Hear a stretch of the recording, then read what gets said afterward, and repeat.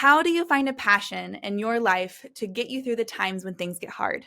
Hi, I am Kayla, and I am your host of the Profitable Salon Owner podcast. And today I have invited Mandy Pulse onto the podcast with me to talk about passion. She has a really cool passion project that I can't wait for you to hear about. So, Mandy, hi, how are you? I'm good. How are you doing?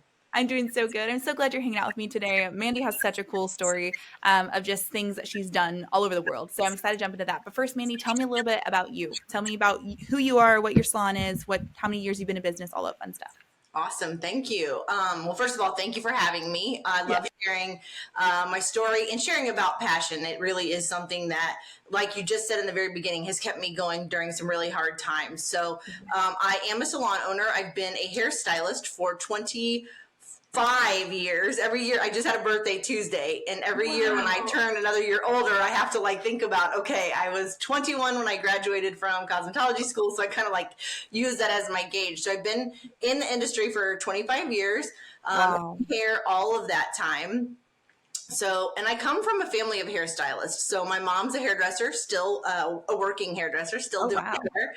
And my grandpa was a barber for 50 years. Wow. And so, yeah, I come from a long, I just grew up around it, really. And started doing hair in a corporate salon, worked there for 12 years and loved it. But when I found that it just wasn't for me anymore, I decided to go out on my own and open my first salon with a couple of business partners. And after 4 years there, I sold my partnership and opened another salon, which is where I currently am. And Salon Inspire has been open almost 7 years now. I'm still doing hair a couple days a week behind the chair, and I run the salon. And about 7 years ago is where part of my passion project came in. And I was invited to go on a mission trip, basically, to Cambodia to work with some human trafficking rescue organizations in that area. So that changed a lot of things, and that's where a lot of this part of my story comes in. But those are all the things that I do now. So I have my passion project, which is now Global Stylist Scholarship. I work at the salon, run the salon, and I still do hair. And I, of course, am part of HPSA, love mentoring other salon owners. And so that's where I'm at today. Wow, that's so cool. So I guess before we start getting into the connection and the impact that having this passion project has been for your salon, let's talk a little bit about what this passion project is. So what is you said the Global Hair Scholarship? Global Stylist Scholarship is the nonprofit organization I started after. So I went to Cambodia with another organization called Rafa House, and it is a human trafficking prevention program. And when I returned from that trip, I just really felt this pull and passion to continue doing something like what they were doing in Cambodia. And my mom's best friend is a missionary living in Guatemala. And after meeting with her and just discussing what that might look like in Guatemala, we took our first trip. And our first trip was my mom and I, because my mom is a stylist. So she was able to join me as an educator. We had one translator, and I think we had 6 students. I thought we had 5, but looking at some pictures, we had 6 students. And that's where it all started. And during the pandemic, obviously, we had a couple of years where we didn't travel. You couldn't even leave the U.S., of course. And during that time, I decided to form a formal nonprofit organization because we had taken a couple of trips, and I could tell it was growing. I could tell that it had momentum. So we took that time while we weren't traveling and teaching to actually form what is now Global Stylist Scholarship, a nonprofit organization registered in the U.S. And we take teams to Guatemala, and we just started organizing our first trip outside of Guatemala. So yeah, it's just growing like crazy. And our last trip, we had 15 educators, 13 translators, and 29 students. So it went from the 6 students to 29. And I think we have our February trip is completely filled up, educators and students. And I think we have 26 returning students. So we have people who have come back multiple times and they're continuing to grow their skills. And so that's really what Global Stylist Scholarship is an organization traveling to developing countries to teach the trade of hairdressing. And because right now we really only have 1 week with them, we just teach hair cutting. We also take an entire kit so that they can start a business or get employment at a salon. So we take everything, their shears, clips, combs, everything you can think of that someone would need to work as a stylist, we bring with us. So we've just been doing the hair cutting portion right now, but we have had 5 classes and we have had a couple of students attend all 5, and they are now cutting hair for employment or doing hair in, they've like created a small salon in their home. Some of them do some give back projects in the community, which is it's just an amazing trickle effect. Absolutely. So that's kind of what we're doing now. Wow. That is like so cool. Every time I hear the story, one, I learn to do new things, but two, even listening to that and how cool it is, it gets me excited of like, man, it's so cool that people like, yeah, you found a need, or you found like, hey, like you had a heart to serve, and like, how can I make this happen? And to go from 6 people to now like multiple, like you've served so many people and you've taken so many people, and you've also changed the lives of the people you've gotten to take to do that. So that's really, really cool. So what has having a passion for that part of being a hairstylist or a salon owner, how has that affected you as an owner? Oh, that's a great question. So, I always enjoyed serving in my community before, but it Yeah. just really amped that up. It just really grew to be a fire within me. And so we work with the Ronald McDonald House locally here in Kansas City. We do haircuts for the houseless.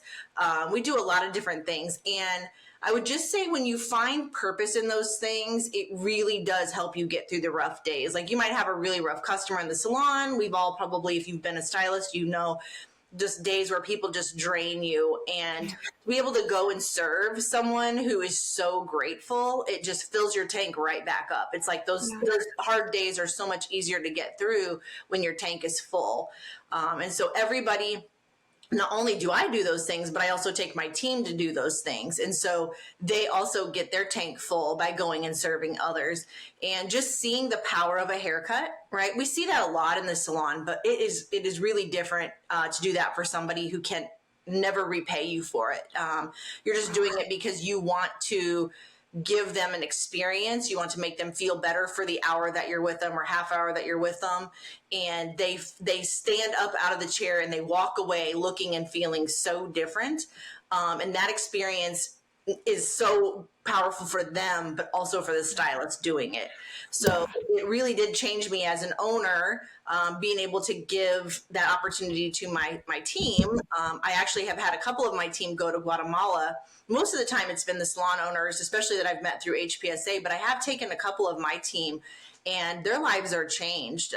You've met many of the people that have gone, and the stories they come back and tell about how their lives are changed. And so it just really is impactful. It's very impactful for sure. Yeah. Yeah. I mean, I've been to missions trip when I was in youth group and stuff, and we'd go to orphanage, and we went to Honduras. And that experience in itself is really changed my life. I went twice, one time as a student, one time as a leader. And it was really cool just to see different culture and things like that. But I think what's really beautiful about this is like you're taking people, like their passion, their livelihood here in the States is cutting hair and serving people and getting paid to do that and creating their whole livelihood. And like you talked about, they go to another country and they are seeing a completely different culture, and they're offering haircuts for nothing in return. Like that's huge. And to be able to offer it, like that's a really cool thing. So when you hire people in, is it like a requirement to work there to be a part of this, or are you just really open, like, hey, this is an option for you? What does that kind of look like in your salon? Yeah, great question. So it's definitely not a requirement. It is part of who we are and part of our culture.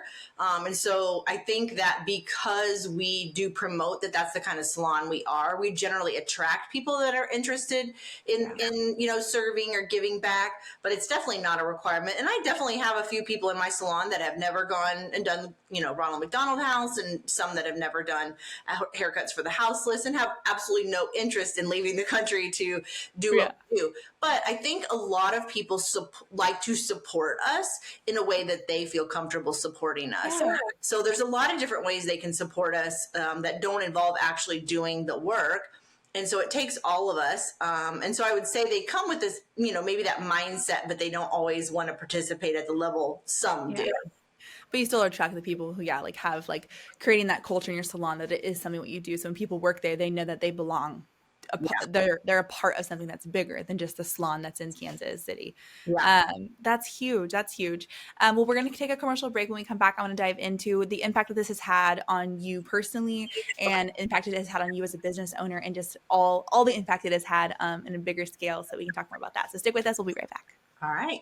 Are you ready to increase your retention and revenue and convert website traffic to clients? Then you're ready for Maya. Maya creates better business relationships by pairing the right clients with the right beauty professionals. Use promo code HPSA for your first 2 months free. Visit joinmaya.com to get started.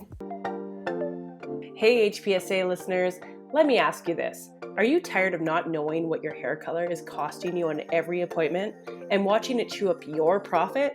Well, with Salon Scale, we take the guesswork out for you. Using a mobile app paired with a Bluetooth scale, Salon Scale will tell you exactly what your color is costing you on every bowl mix down to the gram. As you mix, Salon Scale will also digitally store your formulas and track how much product is being used in real time, so you can manage your inventory, cover your expenses, and generate more profit in your salon. Use promo code HPSA10 to get 10% off an annual subscription. Salon Scale, the new standard for mixing color. Sustain Beauty Co. has two of the best tools to help you save water, time, and a bunch of money. Join the clean water salon movement with EcoHead's water-saving shampoo nozzles and scrummy plant-based microfiber towels. Available at sustainbeauty.co. We're Phorest, born on the salon floor and built for and by hair and beauty professionals like you. Phorest is your marketing, your reporting, your reputation management. You need one easy-to-use system that does it all. Phorest, together we grow. Welcome back to the Profitable Salon Owner Podcast. I'm hanging out with Mandy. We were talking about her passion project. Mandy, remind me what it's called. The hair Global Stylist Scholarship, yes, where she is going to Guatemala, and she's about to send a team to another country. Where else are they going? Where's the other country you're going to? So we don't have it completely organized yet, but we do have a contact, and we're starting to set a trip to the Philippines. Wow. Oh, that's so cool. Man, that is like really cool. So we've been talking about a passion project. So Mandy, I want to dive a little bit more deeper into, like, we've heard about what the passion project is and how big of an impact it is, but like how does that like just really support you as like a salon owner, of having something in your life that is something bigger? Because it's obviously, I mean, yes, it's cutting hair, but it's not necessarily in your salon. So what has really been that impact and the purpose of having that you found in having this passion project? Yeah. So I think one of the things that we talked a little bit about already was how it gets me through the hard days. I think many of us can relate to burnout, right? And so we go through these days, just days upon days upon days, where maybe it feels like nothing's going your way or nothing's going right, or you feel like you're spinning plates, right? We're just working, and we don't feel like we're making any progress. Yeah. And one of the things, every single time I take a half a day to work on Global Stylist Scholarship, whatever it is, it fills me right back up. I'm reminded why I might have spun plates for the last 2 months doing whatever it is I'm doing. Yeah. And then all of a sudden I'm like, oh my gosh, I have this renewed energy for coming back into the really hard days. And so before finding that, when I went to Cambodia, before doing that, I hadn't owned a salon for very long, but I definitely had some burnout moments in my career, whether it was just from being behind the chair, raising a family and trying to work full time, all the things that I was doing at the time. I never found anything that filled me back up as quickly as something that I was so passionate about. And I think another thing was, I was just really surprised by it. I wasn't searching for a passion. I really thought my passion was just serving my clients, which was, that's also a passion. I won't discount that at all. Because for the longest time, that was really what filled me up, was just making sure that I did the best that I could with each client that I had. And, those people that were happy were enough to kind of fill me back up. But this was a game changer as far as just feeling very connected to the industry. And also finding other people that had the same mindset as me. So it just really did change my mindset towards the industry. And it made me feel very connected to the entire industry. Yeah. Yeah, that's huge. Yeah, so if you're like, because it doesn't have to be necessarily if you're looking for something like it's about having a passion that's like just bigger, something to strive for, whether it's like serving your back and giving back to your community or giving whatever it looks like. It could take many different forms of just having something bigger than the four walls of your salon to be able to know that you are building more. Like I know for some, like I've had I was talking to Danielle earlier, or a different podcast, and she's like, her passion is also giving life to her stylist, and that's what she focuses on. So it's not, it doesn't mean you can't focus on other things. It means focusing in on something that it's like this is a huge part of why we do what we do. More than serving our guests, it's serving the lives of our stylists or serving the people in other countries and building a program that serves for more. And then yeah, like Mandy was saying, it helps you get through the hard times. You know that you're every hard day, every good day, you just know like, oh, well, I'm building towards something really, really big and really huge. And you see that growing, and then your salon's growing, and then everything starts to connect together, and you have more of a purpose in the four walls of your salon, which I think is really, really huge. Mandy, what has been the biggest connection and the effect that having this passion on like your staff and your in-house of salon, what has that been like? What kind of conversations do you guys have? I think probably the thing I've heard the absolute most is how proud they are to work somewhere or be connected with a group of stylists that serve other people. There's a lot of pride in saying, we do these things because it really does go beyond yourself at that point, and it just makes you feel happy to be around others like that. And I love what you said, that it's serving a purpose bigger than yourself. When you only serve yourself, or even sometimes your own team, it can just feel confined. It can feel like I dream really big. Let's be really honest. Like I have huge dreams. I have big ideas. And I don't know that dreams is even the right word. Like I have all these ideas. And so when I feel confined to to the four walls of a certain space, or I feel like I can't take these ideas and roll with them, it kind of makes me feel sad and like I'm not really sure which direction I'm going in. But when I have big ideas and I'm able to implement them and grow them, it makes me feel like I can, continue to do big things. And I think that so my team feels the same way. They feel very connected to the industry in a big way. And so they're like, we can really make a difference here. We can really make an impact. And to know that there is a hairstylist somewhere in Guatemala that has the skills they have and they have the tools they have because of some action that we did is so rewarding. It really does make you feel like you can just keep striving to make a difference. You can keep striving to help others. And to Danielle's point, I think a lot of us that become owners at some point, the first passion was our clients, then our passion becomes our team, right? And so it just continues to grow that same philosophy of serving and helping the industry and growing it. Yeah, that's so huge. 'Cause I love like it just helps, yeah, you feel like you're bigger than you like yeah, doing something bigger than yourself. And like we all like we want to be a part of something bigger than ourselves. Like we have that like desire to be there, whatever that looks like for different people. Now some people may not have that desire, and that's totally fine. If you're like, no, this isn't for me, then I get that. But it does help feel like, I mean, if you get like, I don't want to say bored, but if you get just like, man, I don't want to play small, and I want to play really big. And like our mission statement is to elevate the perception of the beauty industry. And that's also what I heard you saying, Mandy, is that like it's helping do that. It's helping like we're more than just hairstylists. Like we're traveling the world, we're doing things, we're involved in this, we're doing that, and we're being able to expand past that. And that's what's really cool, that I love the connection that I'm making with it. That's really cool to be able to offer that. Now, again, it doesn't necessarily be in other countries. It could be, neighboring. I saw another one of our clients. When she went to a bar in Tennessee, and she was cutting people's hair for free. She was just cutting. She was like, anybody who came up, she was like, I'll cut your hair, cut your bangs, whatever it is, do a little trim or do a highlight. Like she loves it. And she found something she wanted to do, and she went and did it. And I think that's what I would love for, if you're listening, for you to understand, is like if you have an idea and you're like, man, it'd be really cool to do that, just start the ball rolling. Just starts with the idea. If you want something and you're like, man, I'm owning the salon, but I'm like, man, what a cool opportunity if we were to go do that. And whatever it is, I'm sure maybe if you're listening, something's popping into your mind. And I would encourage you to just strive on that. Because like what Mandy was saying, it's helped her get through the bad days. It's helped her find something bigger than herself. And that's what's really cool is like we have the beauty industry, the salon industry is filled with people who are creative and talented and incredible people. Like I'm surrounded by lots of them, and it's really cool to see that there's so much potential there. And so you're also shining a light on the beauty industry, the salon industry of like you were more than the four walls of your salon, which is really, really cool.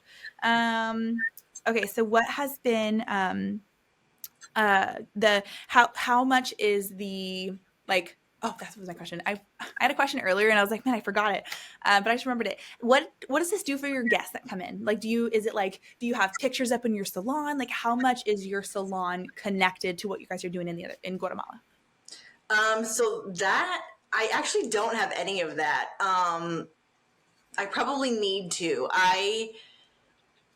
Sometimes our little voice gets in the way, right? We all learn about that little voice where it's like, I don't want to, display this everywhere. I love it and I talk about it a lot, but it is not something that is displayed in my salon. I think my clients probably know about it, my clients that have been with me a long time, but I don't know that our salon clients know much about it. They probably know more about what we do locally. Because we do talk about Ronald McDonald House and the haircuts for the houseless, but because we do, different drives and things around the holidays to bring things to the certain communities we work with, but I don't talk a lot about Guatemala, interestingly, and I don't know why that is. I hadn't really thought about it, if I'm being honest. So that's something I might work on this year. Yeah. So thank you for that idea. Totally. Yeah, because I love that. And if you think that would be a good idea, comment good idea, or send us a message, let us know, because I'd love to know what you kind of think about it too. Because in my mind, I think about like we've talked before on the podcast about like having a culture in your salon of like I think I in my mind kind of like, man, that'd be such a cool thing. If I knew there was a salon down the street and this is what they were doing and they were, going to other countries, like I'd be like, man, I'd want to go there and I want to support that. Yeah. So I do understand like there's like other things to think about, but that would be really cool. But I do understand like, yeah, having the conversation, just being present with it is cool. What has been, how has this opened, like having this passion project, how's it opened like other doors in your community or in your life? Well, I get asked to be on a lot of podcasts, which is awesome. And I just love sharing what we're doing. I get asked the question a lot, why other countries? Why are you going, why? Because there's somewhere you could serve in your own community or in the States. And so how I respond to that is developing countries mostly don't have any kind of regulation around hairdressing. And so it's a trade you can teach someone and they can just go do the skill and make money right away. They don't have to apply for a license or anything like that. In the States, obviously that's very different. There's licensure and registration and, testing, and which is great. That's the way I think it should be.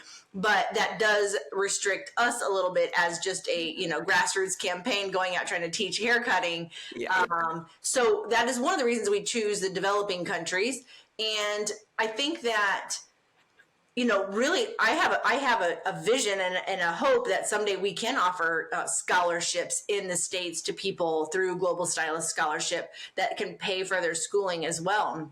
So I'm hoping that we can wrap this into something even more local and continue to grow the knowledge of it in our community, and also know that if there's stylists out there in your community that want to do this but can't afford it, that there's somewhere they can turn to.